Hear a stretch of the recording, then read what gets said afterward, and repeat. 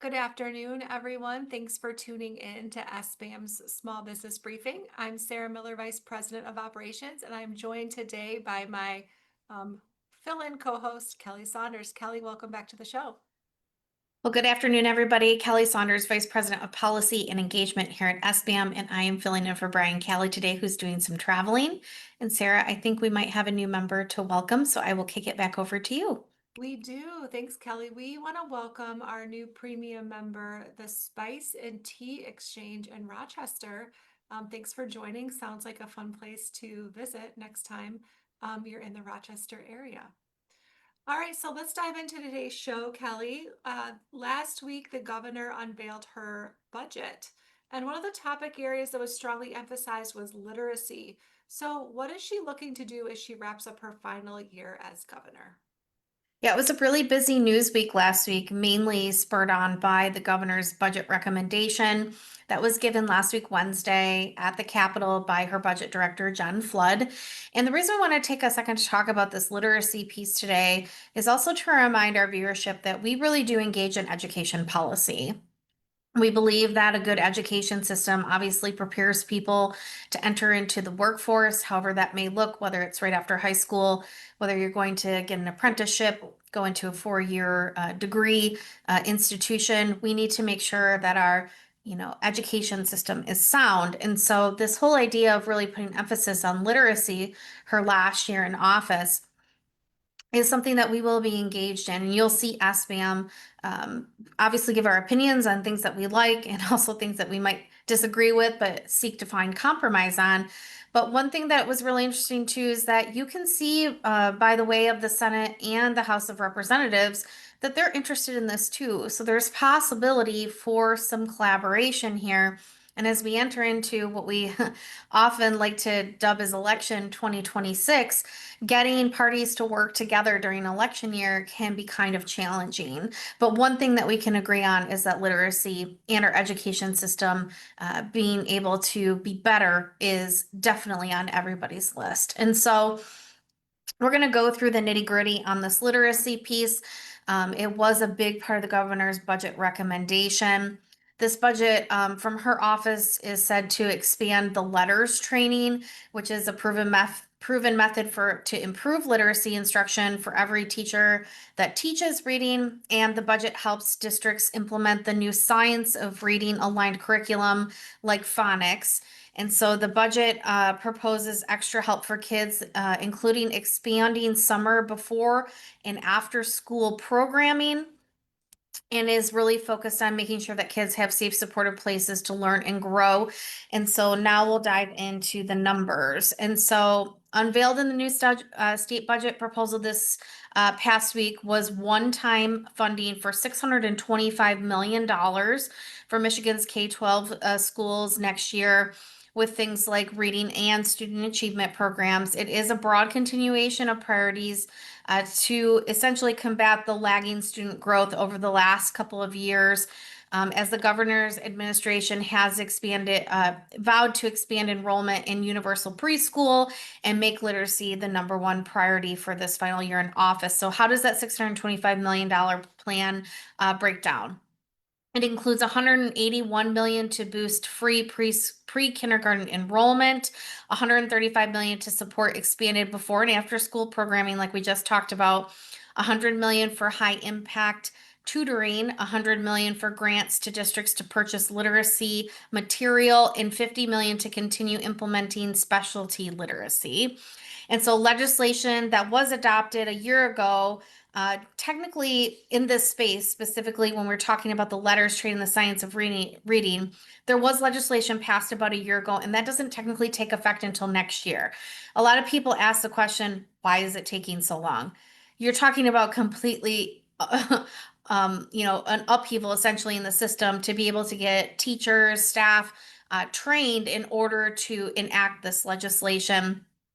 And we have so many districts and school systems across our state. Sarah, you come from an education family. It takes a lot to make sure that everybody is prepared to implement that respective training. And so this won't, like I said, take effect until next year, the legislation that was signed. specialty literacy trainings for over 5,000 educators, as well as requirements that schools scan all students from kindergarten through third grade for dyslexia, and also proven methods of improved reading. So that's legislation that is already kind of in the works of being implemented. So this money supplements that and boosts it. So the budget proposal would support reading, including 10.5 million to hire additional regional literacy coaches who assist teachers in developing instructional strategies for students with pre-K through fifth grade. And then it would put an increase in total funding for literacy coaches to 52.5 million, which is 420 coaches across the state, or 327 more since the governor took office. There's another 7.6 million that would support literacy professional development for educators in all grade levels, not just that kindergarten through fifth grade. And then the goal roughly is that 51,000 children statewide who were enrolled in the GSRP, and this is focused at the pre-K for all portion. That's 9,000 more children than the fall of 2024. But the goal at the end of the day is to have 68,000 children through GSRP next year. So that is a heavy boost that they're focused in on. And I would guess that some of that money, I haven't read through every single line by line, would obviously be the promotion of the pre-K for all into the GSRP program. And then the budget proposes another 30 million to support early learning partnerships to add to the expansion of the GSRP statewide. So that's kind of that piece that I'm talking about. So what's interesting is this constant comparison, people who pay attention in this space. Michigan gets compared to Mississippi often. Mississippi has had a giant jump. They were one of the bottom 10 states for education achievement, if you will, probably 5 to 10 years ago now. They have made a leap to best practice. And they are now like in the top 10 in having their students learn at a accelerated rate. And they did use similar laws, if you will, down in Mississippi in order to implement the science of reading and the letters piece. The one main comparison that is being made, and it's a little difficult because Michigan is obviously much bigger than Mississippi, is that this is 625 million, and Mississippi every year puts in somewhere between essentially 24 and 30 million every year. Their per pupil allotment is $12,394 a year. Ours is $16,208 a year. So what you're going to see people start to comparison to, because this is natural throughout the country, you see who's doing the best job when it comes to these spaces. Those comparisons are being made now that Michigan is in the 10 bottom states for educational achievement. They're saying, how can Michigan take some of these pieces, do what Mississippi did to accelerate that achievement throughout students? So this was actually raised to me last week. Why are we constantly being, compared to Mississippi? Well, there's some really good things that Mississippi has done that maybe Michigan can do, so we can make a leap to best practice. And so what we're doing here in Michigan, what we're doing here at SBM is kind of analyzing how do we connect those dots to make sure that our education system is sound. And so I thought it was an interesting comparison to just see, is money really the way to get those best outcomes? Or do we have to kind of let some of this legislation, some of these pieces take effect in our school systems in order to obviously see the outcomes? And what we know is that Michigan definitely has a spotlight on this piece. It's good to have a spotlight on it. We need to support our kids, support our educators so that they're equipped in order to make sure that our kids are on a good trajectory. And so we just highlight this today because we know the governor is going to be talking about it a lot. Her State of the State address is next week. I'm sure that'll be a huge part of it. And we'll be here along for the ride too, to keep you updated and to engage where it is most appropriate to make sure that we have that small business voice included in it so that we have healthy, ready folks ready to go into the workforce when they are prepared. So that is the update on the literacy piece. All right, well, thanks for breaking that down for us, Kelly. Let's move on to property taxes. And there might be an opening for some collaboration between the Senate, the House, and the governor around this issue. So what can you tell us? Yeah, this was another kind of surprising piece where there's glimmers of hope that they could work together this year, and that is on property tax reform. The governor really narrowed in on property tax relief for seniors. If you recall, since the beginning of her time of being governor, she's really focused on trying to alleviate pressures for seniors. And so, over the last few years, inflation has caused property taxes to increase consistently, sometimes by the maximum amount allowed under Michigan law, which is 5%.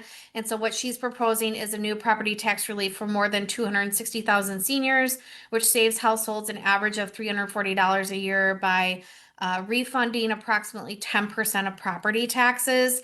And this would be the largest property tax break in over a decade, she's saying, out of her office back into the pockets of seniors. Um, Statewide, it would deliver 90 million in relief, building on other proposals. And so, why this drew attention is because Senator Anthony, who is a senator from the Lansing area, she had actually proposed legislation alongside her colleague on the other side of the aisle, Senator Hoytinga. She represents the Northern Michigan district, essentially between almost the Kent County line up to Traverse City, the real rural part on the west end. But the Michigan homestead property tax credit, to essentially loosen up, I would say, eligibility requirements that they say creates loopholes and locks out too many families for this refundable credit. So it more broadly, the full credit remains unavailable to households with incomes over $60,000, regardless of whether you're single or married or filing jointly. And she's saying that the refundable credit for about $500,000 by making common sense changes to the eligibility criteria. So this is interesting because she really wants to be a part of this narrative. Senator Anthony is the appropriations chair in the Senate, and so she carries a pretty big voice in that chamber. She's well trusted among her colleagues. And then we know from our discussions that the House of Representatives, obviously led by Speaker Hall and the Republicans, are very interested in making changes in this space too. We have not seen a plan from them yet, but I think we can anticipate that we will. It might be a response to the governor's State of the State next week on how they see that coming to fruition. But the fact that there is legislation in the Senate already, the governor's talking about this. Senator Anthony is saying it doesn't go far enough. It can't just be about seniors. It has to be about the general public. That does seem to open the door for House Republicans to maybe thread that needle a little bit. And so we'll see if they can come together. That's a part of budget negotiations as we head into this year. But again, another glimmer of hope that maybe they could work on literacy and potentially property tax reform together. All right, thanks for that update too, Kelly. Let's kind of stay with the budget here and just kind of talk about it in general, some of the highlights and maybe the lowlights from the governor's final recommendation.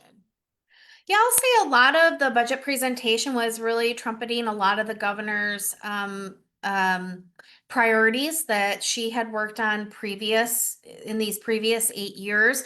She obviously focused on roads.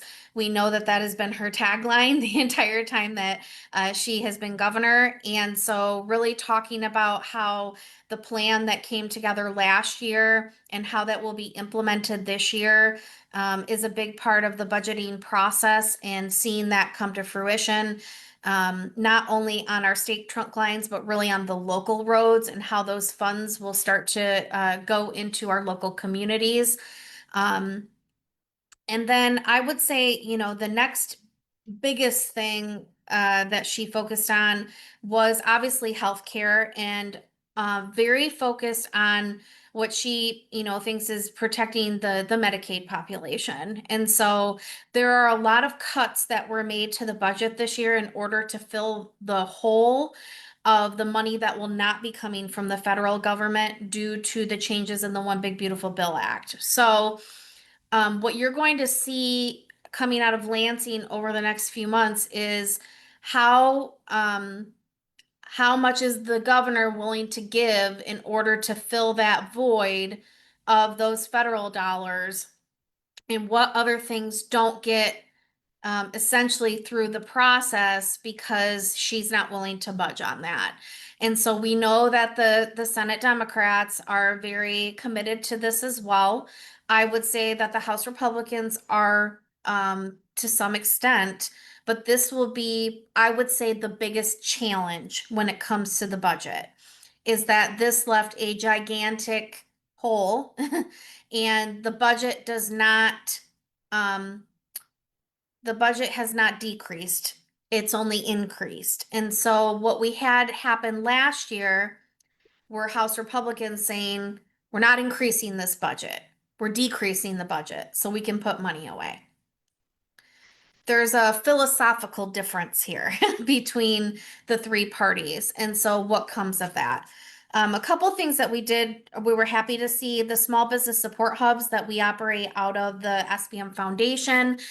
There is an allocation for it in the governor's budget recommendations. We will be working on that a little bit because the language is a little bit more broad than we'd like it. We'd like this program to stay as is and really be focused on obviously the work it does in local communities and statewide to focus on the hubs. And then one thing that was unfortunate that we saw in the budget is that the Going Pro program was completely cut out of the governor's budget. It is a very important and successful work tool that we have seen many businesses, specifically in manufacturing, utilize to upskill. So to see that program completely cut was unfortunate, but it does come at that Medicaid issue. Now, it doesn't mean that it's completely going to go away. We can totally work with the House and the Senate to see if we can get that back in during these negotiations, but that was one unfortunate thing to see go to the wayside.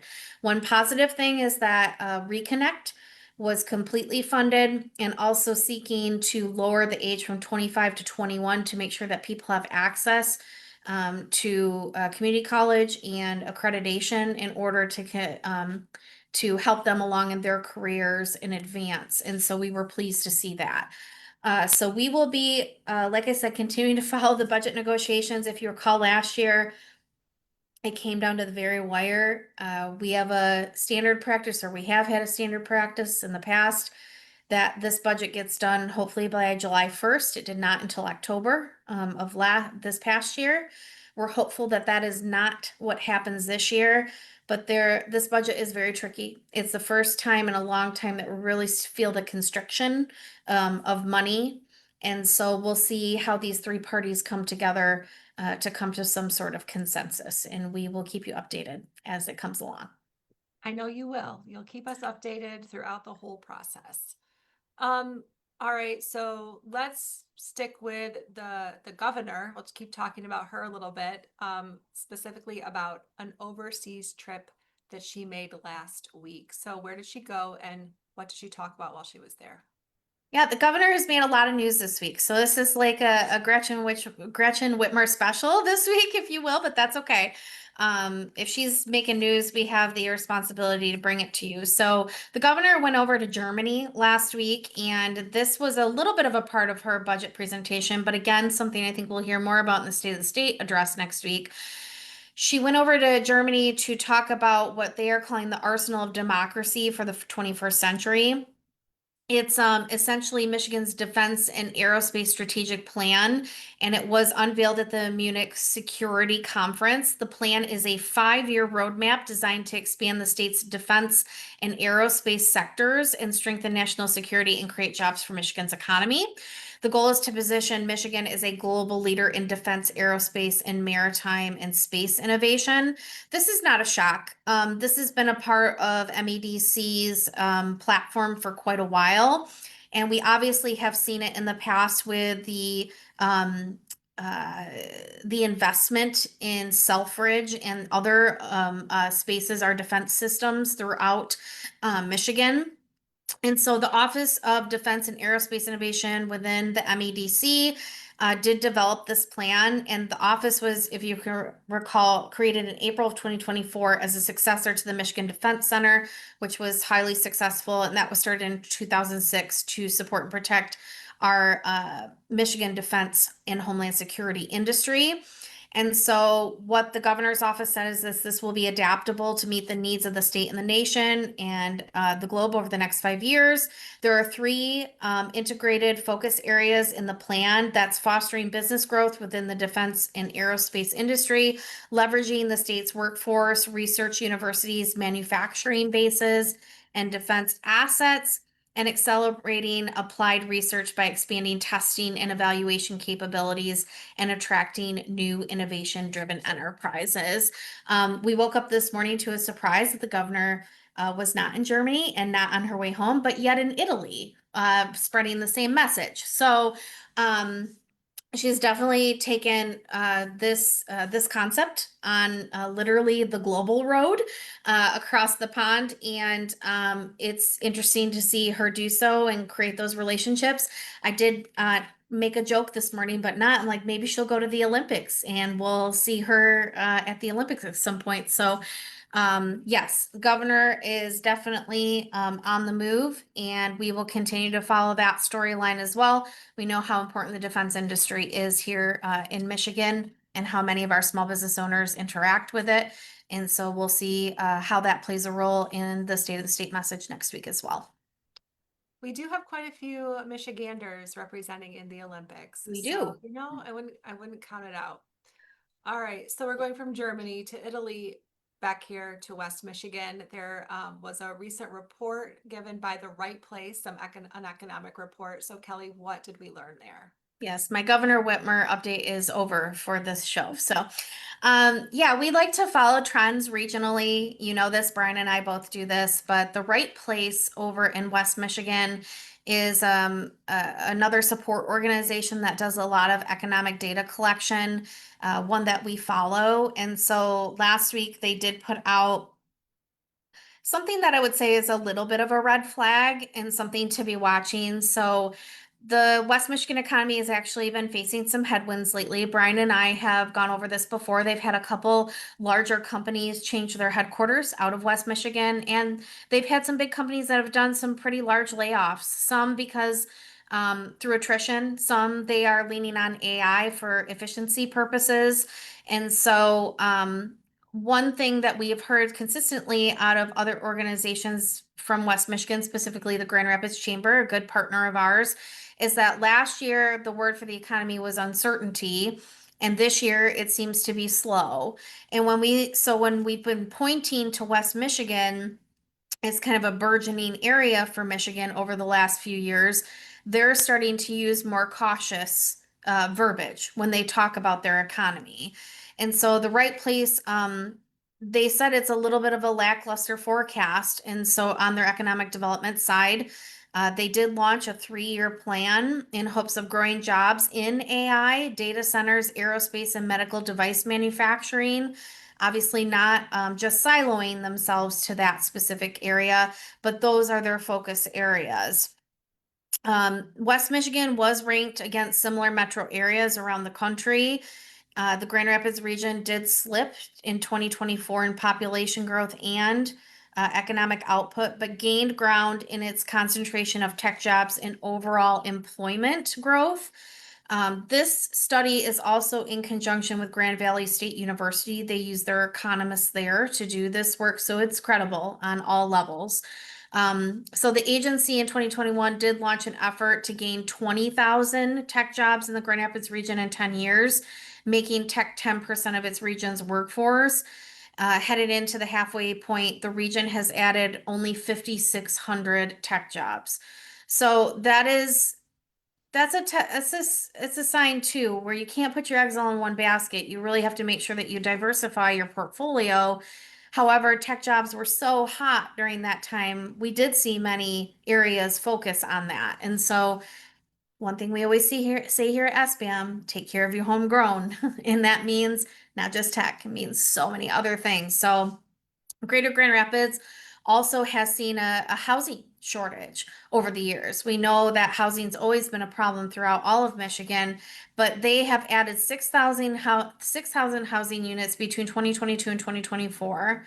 But that's short nearly 40,000 units that they need by 2030. And so There is optimism though in West Michigan. I'm from West Michigan. Like we're just naturally positive, much like entrepreneurs across Michigan. Even though you might feel the pinch, like you see the positivity and everything. And so there is some positivity among some other stats. They added or retained a net of 4,153 jobs when they hoped to add or retain 4,000, and it did help bring in average hourly wage of the region to $30.90 when it was aimed at 26.50. So I will say there's some cautionary tales in there, but also there's some positivity in um the wage and being able to try to continue to hammer away at that housing piece. And so just some news out of West Michigan maybe was a beacon the last few years, but seeing some slowing and some signs that economy piece is tightening, which Brian has talked about a lot over the last few years. Yes, he has. Thanks for that update, though. I appreciate it. I think we talked last week about some EV news related to Stellantis. If it wasn't last week, it was within the last few weeks. And now, Kelly, there is some news from Ford. So, what are they sharing with the public? Yeah, I've talked about electric vehicles on here a few times, and I always say, like, SBM has always been saying, like, told you so a little bit in this space. And it's not that we don't want EVs to obviously be successful, it's just making sure that the market is driving the direction and making sure that it's a diverse portfolio. And I will say, Ford put out, you know, basically a study that they've been doing on their Model E profitability. And the reason why this is notable is because Ford was losing billions of dollars in the EV market due to essentially the direction and the restrictions that were sent down from the federal government in the previous administration. We all know that the Trump administration has pulled back a lot of the Biden administration direction when it comes in this space. But I will give it to Ford. They've taken a step back and say, we're not abandoning EVs, but how do we make this more profitable, not only for the company, but affordable for the consumer? And so essentially, what Ford did last week is that while they've lost billions of dollars and they were supposed to be on a certain trajectory by 2029, they've taken a step back. They know batteries are expensive, and so they have decided to look at the market and say, what can we do in order to make sure that we're not losing billions of dollars and looking at that affordability piece. So, like I said, the federal restrictions being pulled back has helped a little bit, but they've begun to launch their second generation EVs in Europe and represents a larger margin than earlier models, which is a higher mix of those vehicles over EVs in the United States, contributed to this E model loss of about 300 million to 4.8 billion. So they're expected to decline this year, which the automaker forecasted results finishing between 4 billion and 4.5 billion in an adjusted operating loss. Those numbers literally make me gag inside, but I guess for them it's not the end of the world. So well, it is the end of the world in the sense of like short term, but long term. It reflects about 1.6 billion in improvements in the first generation products, so they are making headway. But Ford is planning $1 billion in material and warranty cost reductions. A quarter of capital expenditures will be devoted to Model E, including Ford Energy and products, and Ford expects this year to spend 9.5 billion to 10.5 billion in capital expenditures. So the second generation of EVs in the United States will be built in the automaker's universal EV platform in Kentucky, and the midsize truck will start at $30,000. And then the truck will be one of 5 vehicles by the end of the decade that Ford will launch, starting in under 40,000, up from 2 currently with the Bronco Sport and the Maverick small pickup. And then they did notate in their presentation that the Marshall site will work on the lithium iron phosphate batteries. So that's good news because we haven't heard a lot about Marshall lately and how that plant is going to be used, but they're starting to push projects or at least assign projects to that specific site once it's ready to go. They are going to focus on smaller vehicles. They know that it expects to produce a profitable product for fewer batteries, which represent a large chunk of the EV's costs. So they're being nimble and trying to figure out how does this actually work and be affordable for folks. And then also that Marshall plant will produce smaller amp hour cells for use in residential energy storage solutions. So it's not even just building the vehicles, but also the storage pieces.